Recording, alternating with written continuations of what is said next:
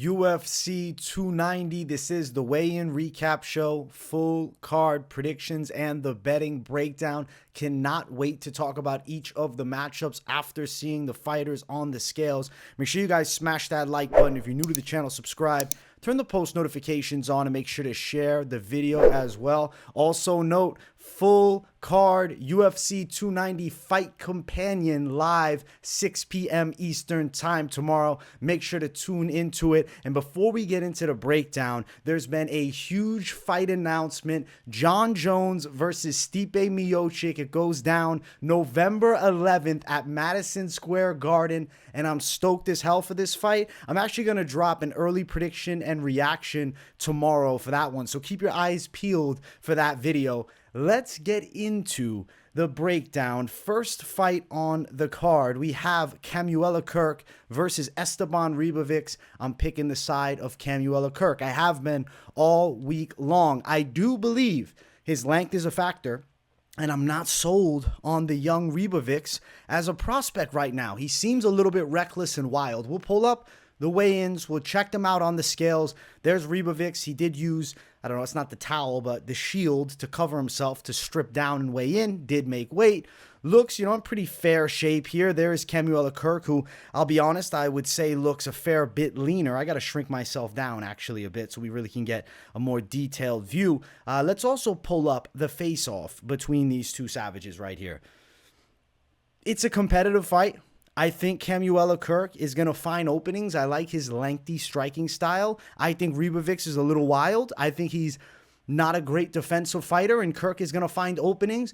I'm going to call hard-fought decision win. Could he find a counter-strike KO on an over-aggressive Ribovics? Yes, but Kirk is an underdog, so, that straight dog money side, if you're looking to potentially bet it, would probably be fairly appealing. It's plus 131. I do think Kamuela Kirk is a live underdog. Not to say that he is, an absolute lock. He's in a dogfight. Esteban is minus 151. I do like the Kirk side.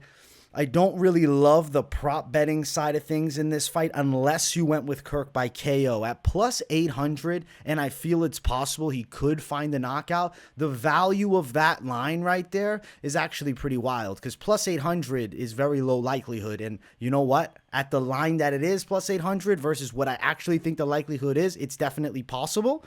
That's a crazy tag. It's possible he gets a KO. Money line, definitely better if you're looking to dog bet it. I do think at plus 130, Ribovics is, at Kirk, plus 130, live for a win. But note that you have guys that are not crazy UFC experienced. I mean, look at the matchups here. You got 1-1 in the UFC for Kamuela Kirk and 0-1 in the UFC. If you include contender, he's 1-1. Lost to Loik Rajabov last time in Esteban Ribovics, who got beaten up being Loik Rajabov against Mateusz Rebecki. He got bullied in that fight.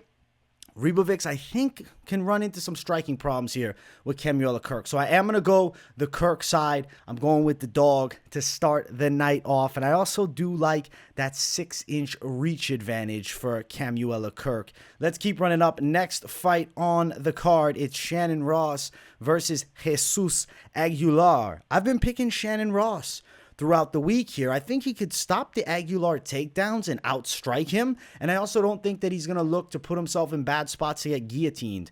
Aguilar's A1 move, the money move for Aguilar, is he grabs necks pretty well. He's got a nasty guillotine. I respect the guillotine a lot. I don't think Shannon Ross puts himself there. I think Shannon Ross can stop takedowns and strikes. Now let's check out the scales and see how these two look. Let's first check out Jesus Aguilar. There he is on the scale. I think Jesus looks decent. I mean, there's nothing, notable from the weigh-in. Both guys are in pretty good shape. They look ready to rock. When you do pull up the face-off, though, which I will do right now. Let's get the face-off pulled up. Here we go. All right, face-off, full screening it right now. You see a little bit of a size advantage for Shannon Ross. He's definitely the better striker of the two. I think he can stop the takedowns. I think he's got fairly good takedown defense, and he's going to outstrike Aguilar in the feet. Aguilar, I don't know, an okay striker. gets a little bit aggressive. Not horrible, but definitely hittable. And I think Shannon Ross pulls it off on the judges' scorecards. I'm riding with him as I have been throughout the entire week. As far as the lines, Shannon Ross is a dog. He's plus 124 as the underdog.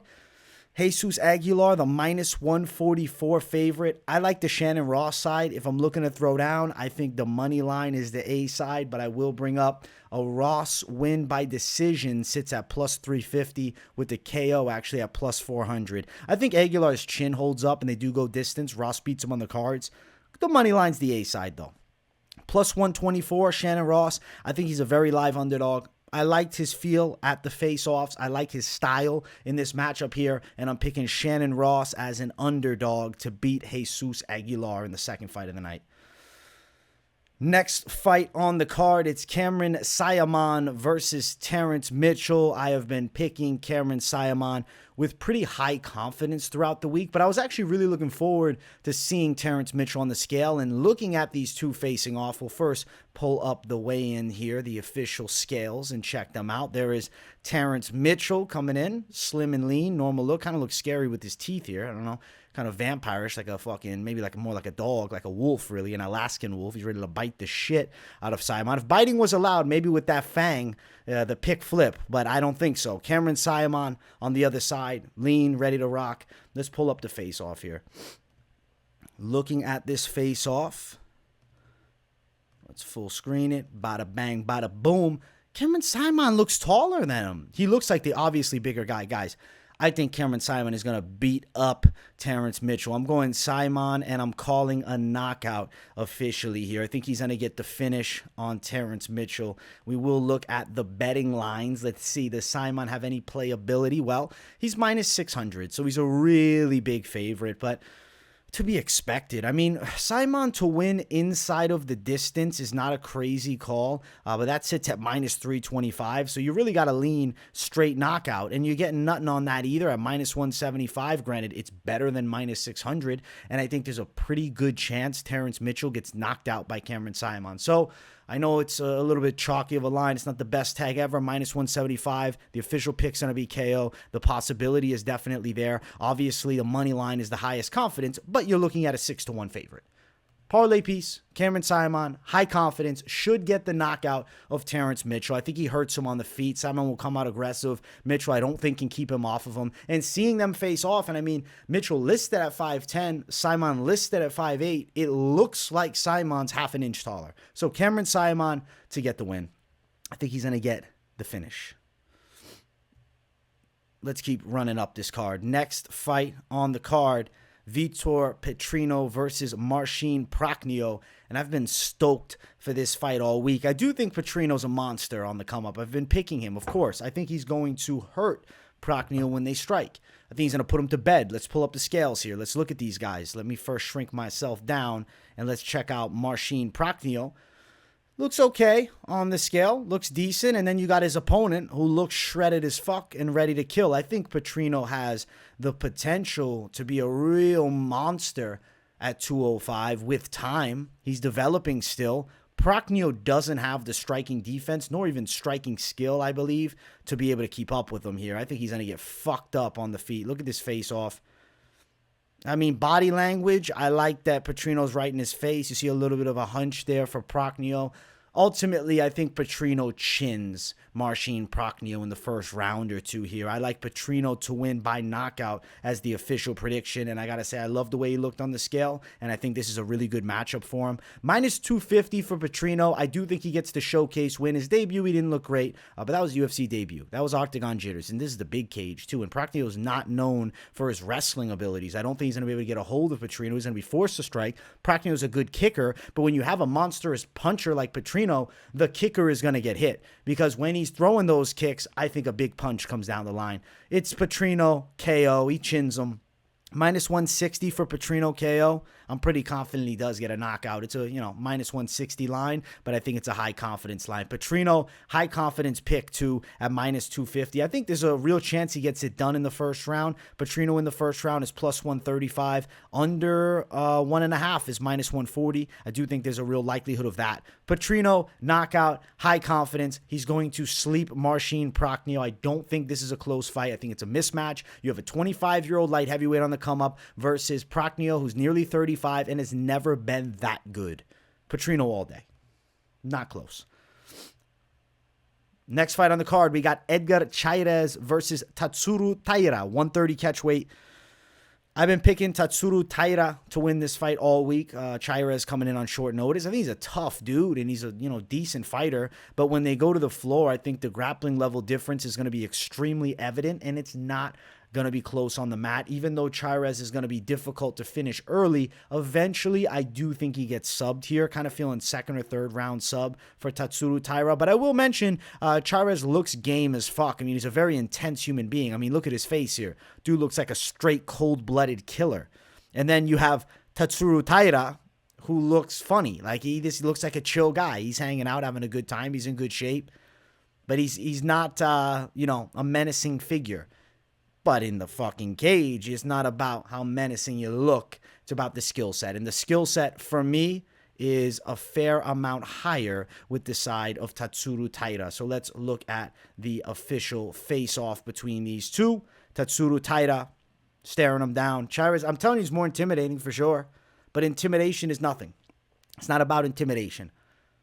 It's the fight. And it's, my opinion, Taira all day. Now, we will pull up the betting odds, and you guys will see that everybody's on Taira. I mean, it's a minus 1,000 line. Tatsuro Taira is going to win. It's more going to come down to, do you want to play an over 1.5 plus 105? You believe Cháirez survives? Not impossible. Do you want to play Taira by sub? You're looking at minus 250. That's an ugly line for winning by submission. Could he go out and win a decision? Yes, but I do think ultimately he'll finish the short notice. Edgar Cháirez plus 500 for Tatsuro Taira to win by decision. So if it did go long, and you believe in the difficulty to submit, the durability on the mat of a Cháirez, maybe you're playing that Taira win by decision side and cashing big. But ultimately, I am going to call win by submission. That would be more of the value prop, trying to chase a line there. Taira to get it done. Win by submission. Good fight. Next fight on the card, we have Jimmy Crute versus Alonzo Menifield 2, the rematch that nobody really asked for, but their first fight was a draw, so it makes sense that they'll run it back.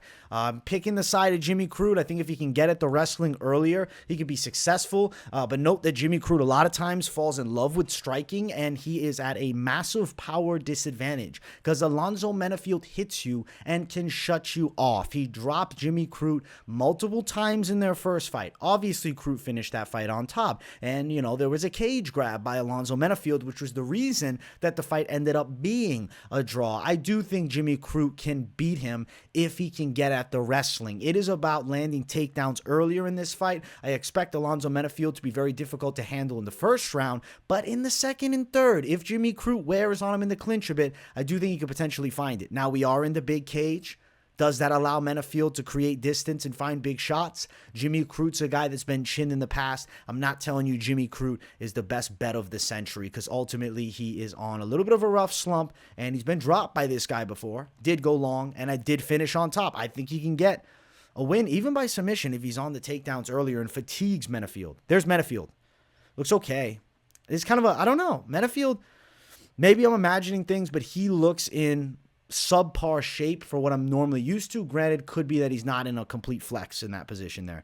And Jimmy Crute looks in great shape, and he's a very young guy in his 20s in the light heavyweight division, so expect him to still be consistently improving as a fighter, whereas Menifield mid-30s, maybe a lot less of an improvement, more holding on to the skill set that he's had. You can see pretty intense face-off here. Guys were in each other's grill a little bit. It's respectful, but they know war's coming. I think that the side of Jimmy Crute is going to win this thing. I'm going to say he lands takedowns. I feel like there's a real possibility of sub for Jimmy Crute. I might go out on a whim and say win by sub for Jimmy Crute, but I definitely think decision doesn't blow my mind either, and I was kind of feeling that earlier on in the week. Now, as far as the Money line, -140 for Crute, +120 for Alonzo Menifield. If we're starting to look at things here like an over. For a fight that went distance last time, it's crazy to see a +215 over 2.5 rounds. The over 1.5, -115. That's crazy too.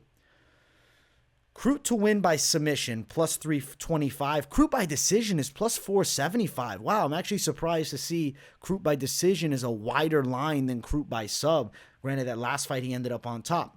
Could he get a submission on Menifield? I do think it's very possible.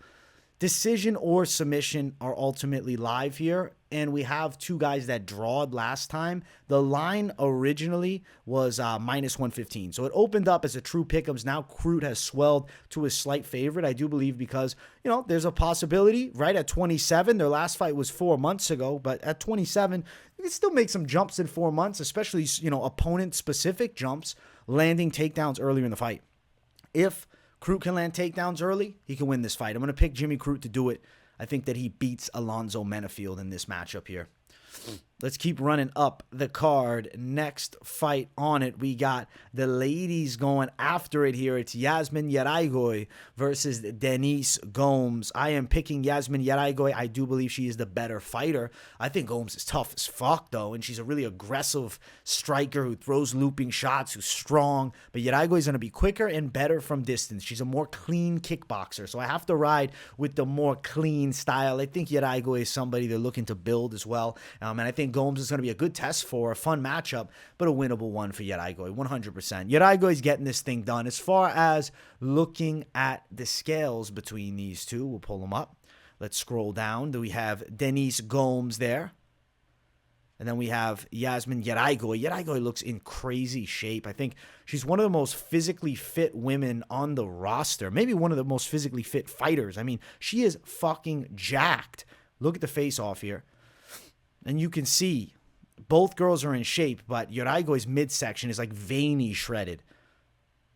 Decent face-off, nothing crazy. It's Jauregui for the win. Nothing changes after weigh-ins here. I see the Jauregui side winning this fight. Now, as far as the odds, you're not getting a great tag at -425 for Jauregui, but note, she opened up at -450. Gomes is +325. She's a tough out, but she does not have the tool set to win this fight, so Jauregui should be pretty good to win this thing. Jauregui, how does she get it done? I am leaning decision, +125. Gomes is pretty tough. Jauregui by KO at +200 doesn't interest me. You know, trying to like Hail Mary a prop or something like that. If it was +900, maybe we're talking difference, but +200, no. Jauregui +125. I do think she wins a decision. I have Yazmin Jauregui. I think over probably hits at -145, as it normally does with the women's matchups, at least most of the time, a lot of the time. Yeah, we're going Jauregui to get the W here. Yazmin Jauregui for the win. I think she is beating Denise Gomes in this fight here, and I really feel like she's got a shitload of potential at 24. Not that Gomes doesn't. She's only 23, but right now, Jauregui is better. Next fight on the card is a canceled matchup. Actually, Tatsuro Taira and Edgar Cháirez is going to be replacing this fight, with its position on the prelims. Jack Della Maddalena, Josiah Harrell. Harrell actually ended up having some type of brain issue where there could be potential clogging of arteries that they discovered pre-fight medicals, and he was pulled from the card, which is crazy. So ultimately, hopefully all things go well with that and he can, find his way back to the UFC, but he was also released. Now, it's really unfortunate for Harold that he's released, but it's super unfortunate for Jack Della Maddalena, who was looking to have a showcase fight on a massive card and continue to swell his stock. He was supposed to fight Sean Brady. He then gets booked against Harrell the week of, short notice, loses that fight too. So no luck for Jack Della Maddalena finding a fight. I know Kevin Holland would be down to scrap, but that just isn't realistic. Hopefully they get him booked soon. I want to see him come back. Maybe not as soon as we'd hope, though. I think 293 is the card in Australia, if I'm not mistaken. And I think Jack Della Maddalena could be a signature fighter on that card and maybe a ranked opponent for him. Because ultimately, I think Della Maddalena is a future contender. His boxing is some of the best in MMA, period. And I think he's a terrifying prospect that I am actually really sad I won't get to witness get a sick knockout of a game Josiah Harrell. Is what it is. Ultimately, better for Harrell's health that everything's getting checked out. You can imagine with the brain injury or the brain deformity, whatever it is, the brain deficiency. I don't know exactly the medical terminology, but what happens if Della Maddalena did knock him out and then something crazy happens, something tragic? So ultimately, you know, as sad as it is, we don't see Jack Della Maddalena. Thankfully, we avoided a potential tragedy situation here with Harrell's, you know, issue being noted and being removed from the card. Unfortunate. Let's move to the featured prelim of the night. It's Robbie Lawler versus Niko Price. Guys, I've been picking Robbie Lawler to win, and I still think he's going to win this fight. Now, I will pull up the scales here between these two. We'll look at it. Shrink them down. Let's go. That was Harold Maddalena. Won't see it. There's Niko Price. Looks like Niko Price normally does. There's Robbie Lawler. One last go for the UFC Hall of Famer. And the face-off is going to be nice to see. The final face-off of Robbie Lawler, who really has been in this game forever at this point. It's kind of crazy, right? This is it. This is the last go. I've seen it all with Robbie. There's the face-off with Niko Price. No, Niko Price, seems to love Robbie Lawler. I think he's going to make it a war. And a war is where Robbie Lawler finds a counter strike and knocks a Niko Price unconscious. Price has never been a top fighter, regardless of Robbie's advanced age in mixed martial arts at 41. I think he can find the kill shot. He's also a southpaw. He's fighting a guy that's not as fast as him. Brian Barberena's got quick hands, and he's a southpaw. Niko Price is a guy, even though he hits with power, at times is overextending, at times is over-aggressive. Robbie Lawler could find a right hook counter strike, potentially a straight left down the line as Niko comes inside. He could hurt him. He could finish with follow-up strikes. It's a dangerous fight. I think it's going to be a bloody war, and I can't wait for this farewell matchup. And it's cool to see it for Robbie Lawler on the prelims. And note, this is the first time he's ever been on the prelims. He's 14-10 in the UFC. I'm saying he finishes it out 15-10. As far as the odds, Robbie Lawler's a dog, plus 204. Niko Price is minus 239, the favorite. Robbie Lawler opened as just a plus 135 dog, so he swelled widely to plus 204. I think he's very live. I think he's super live. KO is also very live. Plus 475 for a Robbie Lawler knockout. Now, the money line at 2-1 is great here for Robbie Lawler. I like Lawler as a dog. I think he wins this fight. I'm picking Robbie Lawler to do it. And I'm saying he'll chin Niko Price. I'm going with Robbie. I'm going with the OG. And I think he finishes his career out with a win. I think he can beat Niko, man. He can pull it off, guys. Robbie Lawler for the KO over Niko Price. Niko's never been top tier. He's always been, a couple steps below. Always been dog tough. Always been super entertaining. But he's beatable. Robbie Lawler could find the kill shot. Could find himself in a victorious Saturday, which I think is going to happen. We're going Robbie Lawler to win it. Let's keep running up the card. Next matchup brings us to the main card. If you guys haven't yet, make sure you smash that like button. And if you're new to the channel, subscribe. It's Bo Nickal versus Val Woodburn to start off the main card. I'm picking Bo Nickal, as everybody is. But note something, and you'll see it when I bring up the face-offs here. Val Woodburn's a 5'8", muscle-bound savage. The dude is jacked as they come. And he's a lot shorter than Bo Nickal, which, could be easy to, look at as, he's a little guy. But what about Bo Nickal then having to get under him for a takedown at 5'8", as muscular as he is? That could be an interesting thing. There is Woodburn. Here is Bo Nickal. Nothing crazy notable to talk about from the, official weigh-ins. But we will pull up the face-off, and you guys can see a significant height difference. Now, I do believe Bo Nickal's going to win by submission in the first round. I don't think this will be an overly competitive fight. But I'd be crazy to say Bo Nickal is minus 2,500 worthy. He shouldn't be minus 2,500. It's a fight. There's always a shot. And you look at the odds, minus 2,400 now for Bo. Woodburn plus 1,100. One of the biggest dogs of all time. Val Woodburn's only way to win is going to be in that first round if you think Woodburn's got a shot. First round knockout for Woodburn, what does that pay out?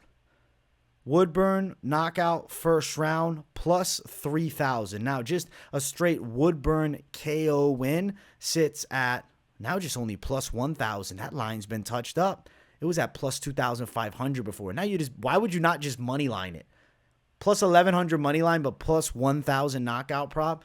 You're just going to be money lining it. But first round at plus 3,000 is interesting. Woodburn to win by KO is still an interesting sprinkle. First round sprinkle. $5 could make you a shitload. So to, say that I'm not going to throw what I could throw on a lottery ticket down on it, why not? Probably Bo Nickal winning, but I'm not going to be betting Bo Nickal. Bo Nickal to win by sub. What is it? What's Bo Nickal by sub here? 3-1. Minus 300 for Bo Nickal sub. Nickal in the first round. Minus 500. Nickal submission in the first round. Minus 250. You get no steam, man. Unless you get Nickal's second round at plus 1,000. Nickal's probably winning by submission in the first round, but there's always a shot of someone landing a big punch. I mean, I know Bo Nickal has all the hype on him, but ultimately, and I got to bring myself to normal size again, ultimately, Bo Nickal is 27 with 4 pro MMA fights. Woodburn is 29 with 7 pro MMA fights and has an amateur background too. It's a fist fight. Bo Nickal wins. Sub. But you're not crazy to sprinkle a knockout for Woodburn, or straight money line, or first round knockout rather, since for some reason the friggin' knockout prop is less valuable than the money line. That just makes no sense. Let's keep running up the card. Next fight on it is Dan Hooker versus Jalen Turner. I've been picking Jalen Turner throughout the week. He did miss weight. He came in at 158 pounds. That is unfortunate because he's an extraordinarily tall guy at 155 pounds who's a former welterweight. If he can't consistently be making the weight, that's a problem because he's damn well built for 155. Looking at, going up a weight class, I wouldn't love him nearly as much. Now, I am picking Jalen Turner to win this fight. I think that he can beat Dan Hooker. I think he can outstrike him. I think he can outwork him on the ground. But note, Dan Hooker's in great shape. He kind of looks like a blonde Wolverine here. Great shape, Dan Hooker. And then the man who missed weight, Jalen Turner, doesn't look good on the scale. I don't know, just the whole body language, everything was not great. I want to bring up the official face-off. Let's look at these guys facing off. Head to head. I can't tell you I love the body language from Jalen Turner at all. I'm not going to flip the pick. I think that Jalen Turner should beat him. When you look at the tape, when you look at the matchup, I think he's better at this point. But Dan Hooker is nowhere near out of this fight completely. I'm picking Jalen Turner, but I don't think it's impossible Dan Hooker pulls off an upset. I'll bring you the lines. Turner is minus 282. So you're telling me Dan Hooker's now plus 240 as a dog. He's swelled as a dog. He opened up at plus 185. He's all the way at plus 240 now. That's really interesting. I don't think Dan Hooker's a crazy dog play for some of you guys thinking about dog playing Hooker. Even if you like Turner to win, you're kind of feeling like, oh, maybe Hooker wins as a dog. Wouldn't be a horrible dog attack. I think there's a real chance it goes over 1.5 at minus 115. Turner comes out very fast. Struggled on the scale. What happens if he potentially fatigued? Probably not. Probably we're talking about Turner winning. I'm picking Turner to win. Don't get it twisted me talking about, the line of Hooker and him. I'm picking Jalen Turner to beat Dan Hooker, but I'm just saying I don't think he's a near 3-1 favorite. Turner by sub plus 175. Turner by KO plus 145. Turner probably beats him. Method of victory, I'm kind of feeling decision, but it's definitely the way he comes out to kill. Look, a lot of finishes. Submission is live too. And Dan Hooker, we've seen him fucked up on the ground a couple times, and he's got some quick losses. Bad one recently against Arnold Allen. And he was even in a submission against Claudio Puella. So maybe plus 175 Turner by sub is a decent call. I'm picking Jalen Turner. Method of victory, blurry at this point. Originally it was decision, but seeing he miss weight, I think he might come out fast. Maybe try to bully Dan Hooker. He's a little bit larger. Knockout or sub. Maybe the sub side. He could hurt Dan Hooker on the feet too, though. We'll say sub side real possible. Decision won't blow my mind, though. Turner for the win, but I don't think he's a 3-1 favorite. He did miss weight. He didn't look great at the weigh-ins. But plus 175 submission, knowing that Dan Hooker is not a great grappler, is something that I will say is not crazy if you're looking at the prop betting side for the Jalen Turner side. So Turner for the win over Dan Hooker. Next fight on the card is the featured bout of the night. It's Robert Whittaker versus Dricus du Plessis. I am picking the side of Robert Whittaker all day. I'm a Rob Whittaker guy. I think he's going to outstrike du Plessis. Du Plessis might walk into some bombs and end up getting put to bed. I could see Rob Whittaker finishing him actually here. Ultimately, 3 rounds, Whittaker in one of those real high-risk, high-reward situations, because if he wins, he's probably next in line for the belt. I mean, I know Sean Strickland's in the mix. There's Dricus du Plessis on the scale. There is Robert Whittaker. Both guys look shredded and ready to rock. You know du Plessis brings heat. Du Plessis is going to throw everything at him. And I mean, even he was super intense at the face-offs. But I think Rob Whittaker is just better. Du Plessis is dog tough, but Whittaker's the better fighter. Whittaker wins here. He finds counter strikes. He creates openings, really. And I think potentially even puts du Plessis on his back. Leaning that Whittaker by decision, though, as the official call. But TKO wouldn't be crazy in this fight, especially third round TKO. Not crazy at all if du Plessis getting beaten up on the feet a bit, taken down a bit, and Whittaker puts it on him. It'd be definitely good for the Whittaker stock if he got a finish. Now, as far as the odds for this fight here, they're not great. It's minus 350 for Rob Whittaker. Du Plessis at plus 275. The over 1.5, minus 165 probably happens. Over 2.5, plus 140. Yeah. Whittaker by decision is plus 200. Whittaker to TKO plus 125. So there is expectation he gets a TKO. What's Whittaker by third round TKO? Whittaker by third round TKO plus 575. Not telling you guys to do that, but just something interesting because I have been kind of feeling a third round TKO. But I also have a real hunch it's going distance. Obviously, the Whittaker money line side is where the confidence lies. It's minus 350. He's definitely more of a parlay piece, but somebody that I do see as a pretty surefire winner here on Saturday in a matchup with a guy that is, tough as nails, but definitely less skilled than him. Rob Whittaker for the win. Next fight is the co-main event of the evening. It's Brandon Moreno versus Alexandre Pantoja 3. I've been picking Brandon Moreno. He lost to Pantoja on tough. He lost to Pantoja in, I think, 2018 in the UFC. Moreno's turned it all around. He's beaten Davis and Figueiredo in their heated rivalry. And I think he's going to beat Pantoja this time. I think he's evolved. And I feel as though has the tool set, the striking, the wrestling, the grappling defense to beat the super elusive back taker in Alexandre Pantoja. There is Pantoja on the scale. Looks in great shape.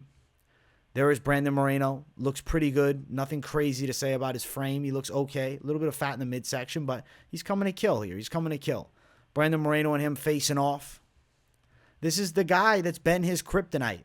But when you get through Davis and Figueiredo twice, you draw with them once, I got to say, I think the confidence for Brandon Moreno should be through the roof right now. And I feel like he has the striking, the wrestling, and the grappling defense to beat Alexandre Pantoja this time. I also think it's not impossible. He fatigues a Pantoja, beats him up with ground and pound, and rear naked chokes him to get one back on him. Looking at the odds, Moreno minus 214, Pantoja at plus 184.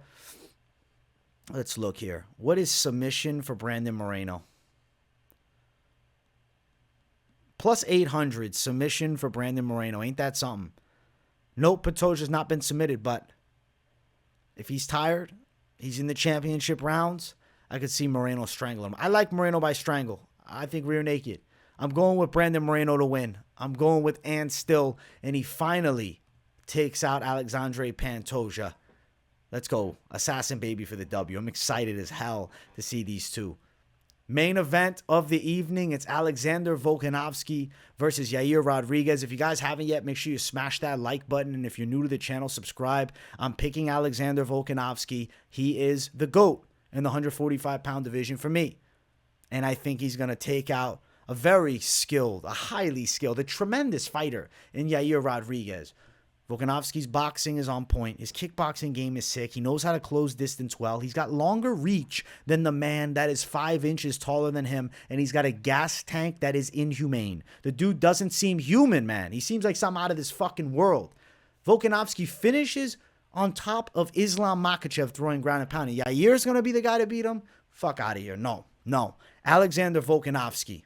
And still champion, and still the GOAT. He beats Yair Rodriguez. Hard fight, but he pulls it through. He finds the better shots and wins, and maybe even mixes in some grappling too. Now, looking at the scales here for these two, there is El Pantera, Yair Rodriguez. He looks shredded. He looks great.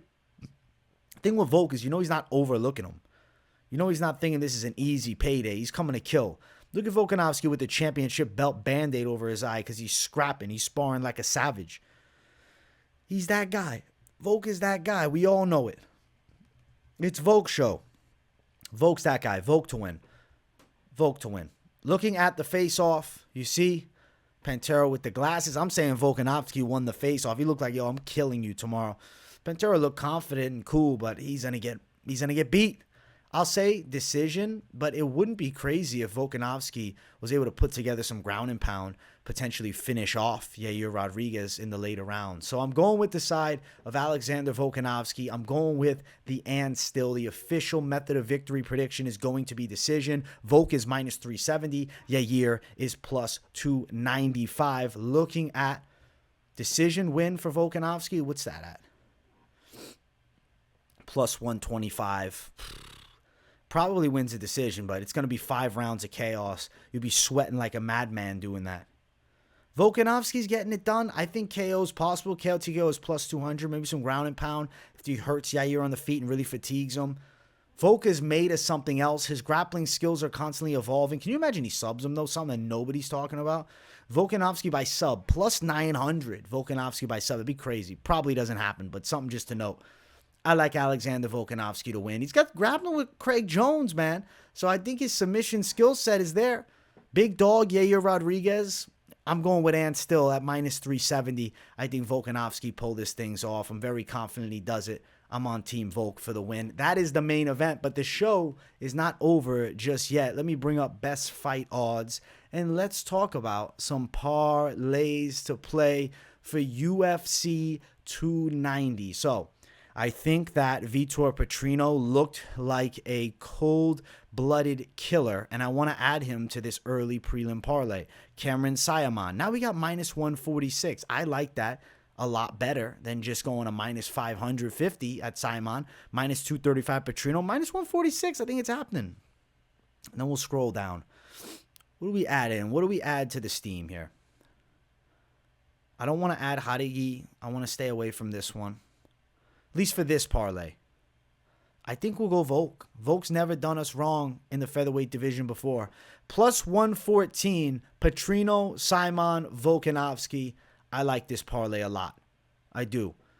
Now, you're maybe thinking you want to add in more to it, go a little bit wilder. You're not going to get much if you add in Taira, but it is plus, what is it? Now plus 135 instead of just plus, what, 114? It's still better. Della Madalena's off. Do we go Rob Whittaker on our slate? Plus 203 for Rob Whittaker. Do we go Jauregui or do we go the over? What's better value? Over minus 180. Let's just go Jauregui. Plus 283. Like, I don't love this. Petrino, Saaiman, Volkanovski, Taira, Whittaker, Jauregui. I love the confidence, but at plus 283, it's a little bit underwhelming. If we're looking to get, some savage parlays going, do you add Moreno to pull it off? Plus 481 for that one. I mean, we can get fucking crazy over here. Don't do this, but if you add in Robbie Lawler, it's plus 1643. If you're looking to actually get it in that territory of, like, real big money, that real big plus money. What if we went Shannon Ross to win, Saaiman to win? What are we getting? Plus 166. Then you also add in Petrino. Little prelim parlay. Plus 279. If you add in Taira, it gets you in that plus 300 range. I think it's not great value with Taira. He doesn't do much, but still maybe, worth a touch. Plus 430 with that. Rob Whittaker. Plus 580. Jauregui. Plus 375. Plus 763. Plus 375. What am I saying here? Yeah, I think there's a good chance of this one, man. Plus 1,200 now for really Mystic Macking it. I like some of these straight fighter parlays. I like, the Petrino Saaiman one feels pretty damn good. I know the value is not what you want. It's like, I want plus money, but at minus 146, like, I think it's a real good shot. This is one to hit, man. And then even if you add it in Taira, it brings you to near even money, and then it's all, prelim fights, which is never a bad idea. Worst case, something went wrong, you could reassess and add in for your main card. But yeah, I like Rob Whittaker. I like Volkanovski a ton. Even if you take Rob Whittaker out, you're a Drakus guy. Plus 114. Petrino, Saaiman, Volkanovski feels pretty good. Could also, replace Volk with Whittaker if you wanted to. You could have both at plus 175. Yeah, I like these calls, man. I think it's a very good card. I'm stoked. And if you said Shannon Ross is your guy, you want to risk it all, you get plus 519 for that. some pretty good parlays. I gave you guys some chaos, but I also gave you guys some swell confidence. You know, I'm excited as hell for tomorrow. I'm doing the full card fight companion, so make sure you guys tune in 6 p.m. Eastern time. I've really been wanting to add news reactions, so I'm going to get on that John Jones versus Stipe Miocic video and then drop that sometime tomorrow. So keep you guys' eyes peeled for that one as well, and let me know what you think of, you know, that potential news reaction, and then maybe, you know what I'm saying, I get on that news reaction train more often, which is something I've been wanting to do for a while. Thank you all for tuning in. Smash the likes. Let me know in the comments what you thought of the picks. And if you got nothing to say in the comments, as always, drop a W in the chat to support your boy and boost that algorithm. If you're new, welcome to the channel. Make sure to subscribe and turn those post notifications on too. And if you really enjoyed the content, share the video. Thank you all for tuning in, and I will see you all in the next one. Peace, everybody.